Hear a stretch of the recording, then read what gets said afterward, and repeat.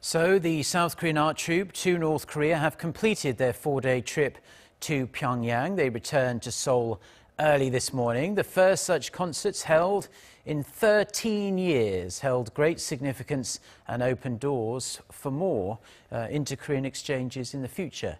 Lee Ji-won with more. Inter-Korean cultural exchanges stretch back to 1985, when Seoul and Pyongyang held performances on the sidelines of the first reunion of war-torn families. Since then, the two Koreas engaged in several cultural and sport exchanges until the early 2000s, either to pave the way for a major diplomatic breakthrough that led to the thawing of ties, or to further underscore and celebrate the peaceful mood in the region.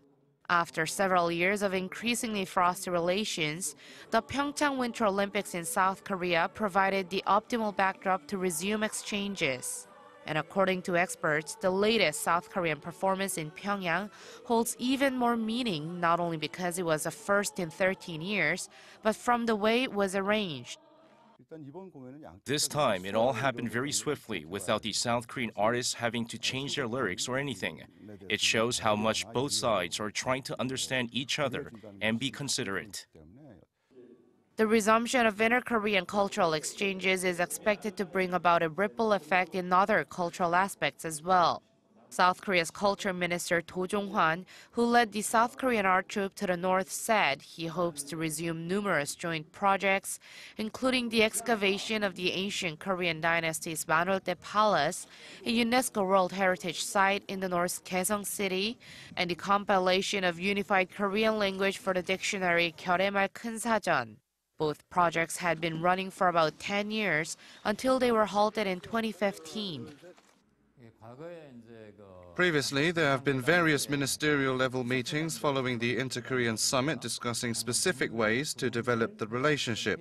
So hopefully, after April's summit, these cultural exchanges and joint projects could be part of their talks. Experts say the South Korean government should work with North Korea to set up an environment to make these exchanges more stable, so they are not merely a way to break through tense situations, but a genuine opportunity for Koreans on both sides of the border to understand each other better. But some experts say these wide array of cultural exchanges need to be taken step by step. The differences are still so huge. Overwhelming the public with each other's culture could backfire and make people feel more distant from one another. Thus, along with carrying out cultural exchanges, the government should also help people understand North Korea and its culture. After more than a decade of escalating tensions and widening gulf between the two sides, Seoul and Pyongyang are once again utilizing inter-Korean cultural exchanges to narrow differences and work toward mutual understanding and harmony. Lee Ji-won, Arirang News.